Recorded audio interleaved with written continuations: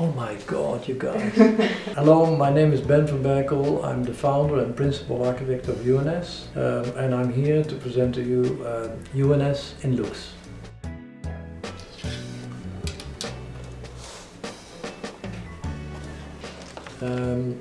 This is actually incredible that you found this, because it's sometimes shocking that some of the early projects I did as a graphic designer are not so easy to find anymore, you know. So I'm very excited, and this is, as we can see here, in 1980. As you can see here already a bit in the images, my first fascinations for architecture were already to be found in this image, and my love for America in that time. So it's interesting to see this first project I did with a window, what is actually at the end of a hallway of an office building in a quite unique site, and this was the peak eye of the project, because you could not see any window if you would approach this project from the side. So this was the only window. It was a bit kind of unusual in that time. Yeah, this is a very beautiful image also of a Möbius house, where this client was quite unique, because they wanted to have a house already in that time, their own working spaces in there, so 2 workspaces in there. And the idea of the Möbius was that you would walk around the location as in a Möbius, but you would walk in a clock-like type of landscape, whereby you would experience the afternoon light, the morning light, the evening light, the afternoon light and the evening light, through these 4 quadrants of the landscape, in the way how you would see that from the inside out towards the outside in the experience of the house. And it was really a unique project, where we did everything in concrete and glass, only 2 materials. Yeah, and this was a bit later on, a wonderful museum project on a quite unusual site in Nijmegen. I always say this was the first project where I learned to have not too many ambitions in one project, but only 3. Yeah, so this is just me testing if a bowing form can take up more power than, let's say, a straight form. And that was the first test for the Erasmus Bridge, because it's in a way a bow, nobody understands it, but it looks like if the bridge is cracking, but the forces are having a bow force in the fault of the bridge. So, and if you understand that, then you understand that this bridge takes up much more power than a standard bridge. And that's why we could have such a long cantilever on one side of the bridge. So nice that you found this. It's a very unique photograph. Yeah, it's beautiful. Oh, and this is actually a key image of the book Move we produced in the late 90s, because it says everything about our latest and new approach to the way how we thought about new developments and ideas in architecture, whereby this manimal, because it's a man, an ape and a snake as they call it, was produced in that time for the first time in a computer, you know, and we are talking about the late 90s, so it was very unique. And it had no seams, so you could not see where the animal is, where the man is or where the snake is. So that was for me such an unbelievable discovery that you could go beyond the collage in architecture. Because in architecture we always tended to be melting things together, and always you could see the seams. But then I had a period where I was suddenly thinking we can melt everything together in architecture. We could make continuous spaces, and the Arnhem train station is a very beautiful example of that, or even also the Möbius house, or the Mercedes-Benz museum, etc. So, you know, the book Move was actually a book what we in a way didn't publish only for the public, but we published it for ourselves, because we wanted to have a set of arguments of what is it now, what makes the role of the architect different than let's say we saw the role of the architect before. So we suddenly realized, yeah, we have to be connected with each other. We need to be seamless in a way how we work together. We need to work with different specialists. We need to not be singular in the way how we come up with a linear process of design, but work more in a network structure like we still do as UNS. Yeah, this is my, oh man, this is a very beautiful picture also of the project in Almere with this color changing facade. It's really amazing if you are there, then constantly if you move around and the color changes. And it's to be found in this particular foil, what we tested in the glass. I think we were really the first ones who introduced a color changing facade in that time. Nobody had done it yet. Yeah, so and that was always influenced by a friend artist I'm still close to, is Pipelotti Riest. You know, Pipelotti was always inspiring me to think more about color and the uplifting qualities of color.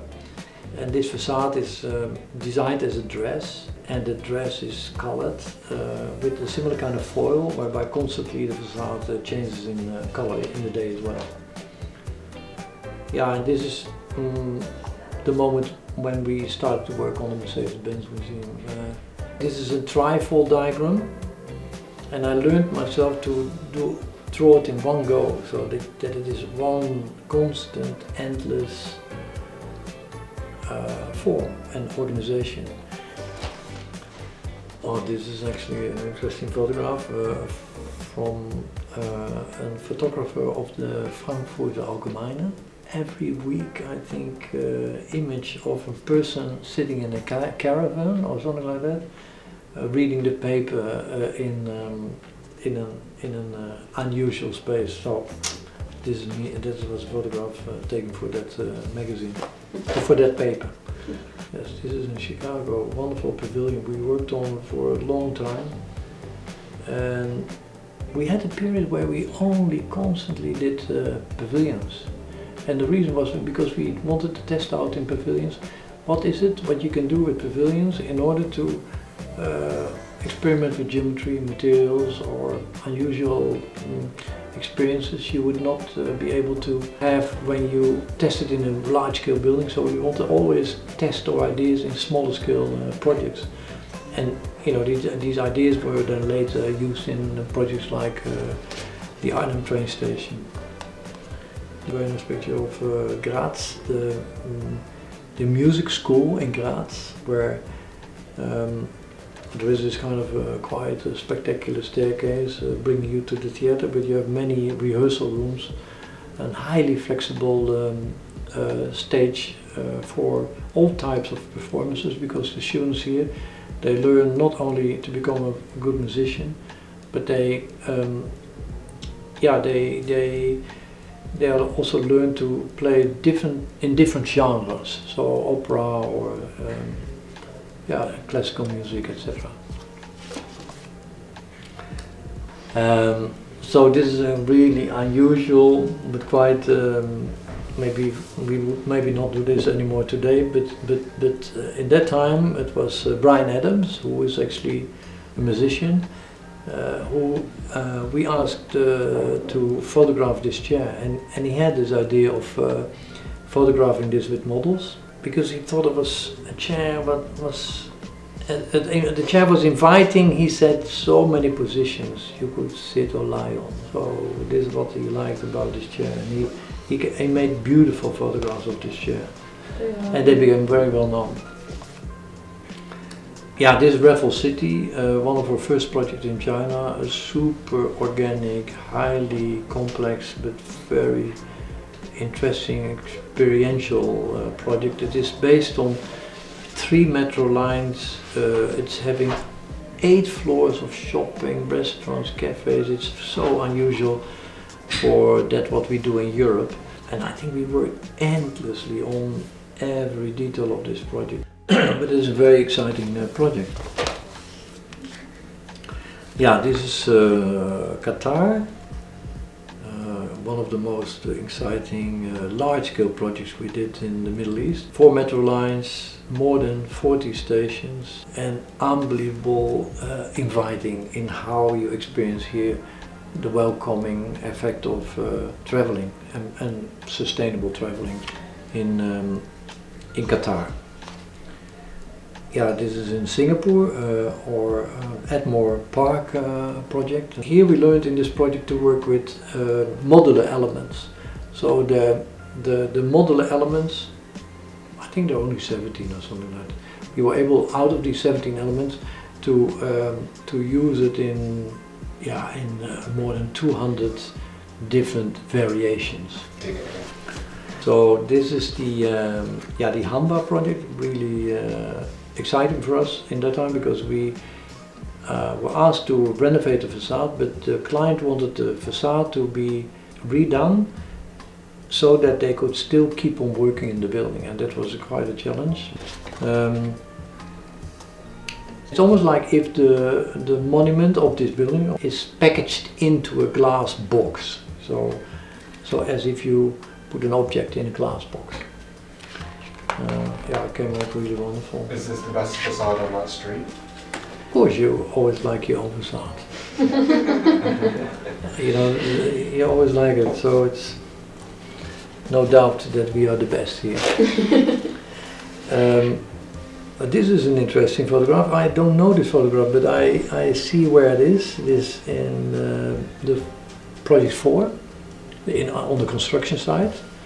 And I had to give a speech about the way how we came to the project, and I sketched it out on the spot and then hold it up.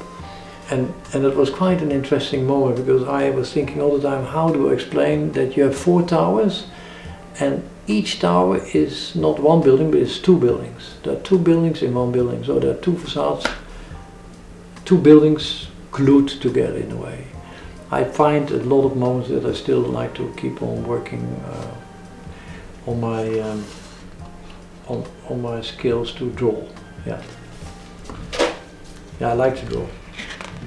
This is in Delft. This is the multi-faculty Echo building, as we call it, in Delft. And what is the special thing about this building is that what I like a lot is that it is circular. All the elements of the details of this building are demountable. It is very healthy, best air system, best acoustics, the most advanced non-toxic materials. And we did everything to make sure that the students would see each other, so that multifaceted work environments were created, so that if you would study architecture or medicine or law, that you would always be able to talk with each other about your latest knowledge, and with that hopefully stimulates you to become a more holistic student. So talking about teaching, this is me at the IE University in Madrid, and giving a lecture on sustainability and what kind of social impact sustainability can bring when we combine it with health. Health and sustainability are, for me, the 2 who need to go together. And this is again me from the back. That I don't do that so often, but that I explain the people from the office how we came to the design, and what excited me the moment you see the building for the first time when it is finished. Because don't forget, if you have designed a building, you think as an architect you know everything in your head, and that you know all the 3D models, and you know all the corners of the building because you have tested it so many times in your head. But what surprised me always when you see the building when it is finished, that it does have certain effects you never expected. And I think I told about some of these things when everyone was there with us. I used to be also a pop star, so no, sorry. But this was so funny that when you had a lecture and that suddenly you went to a theater, where, you know, former pop bands or top people have been performing, you know. So I thought, wow, what is it that I'm here in Austin? It's kind of funny. But very American. Very American. And of course we opened an office there, and I like it always to at least once or twice a year to see the team there. Yeah. And gave a lecture to the architectural public there. Oh my gosh, who is this? Shall I dress like this every day, you think? Okay. I do that, if you say so. So this is actually almost one of the last pictures. It's in Dubai, the Wasl Tower. You know, look at the tower. It doesn't matter if you're high or small or whatever, you know, quality of building you are. You need to stand out. You need to shine. And this project shines soon. Yeah, and this is another major project we're doing in Europe, in Madrid, the Chamartin station. I love this project because it's not a station. It's more than a station, and I believe that stations need to be, all the stations need to be like this, because it stimulates liveliness, safety, that you see people, that you can wait in the right manner and work. But at the train station it gives you all these opportunities to become an urban hub, and stimulate with that public transport is, I think, the future of every major train station in Europe. Yeah, so nice that we end with this. Thanks. Great. Oh man. So that was exciting, unbelievable, good that you made this wonderful book, and with all these fantastic references. Not the images, for me they are not images, they are stories. The nice thing, I can bring it home and say also to my family or friends, listen, this is it's time travel. This is my story. Time travel, yeah. Nice, thanks.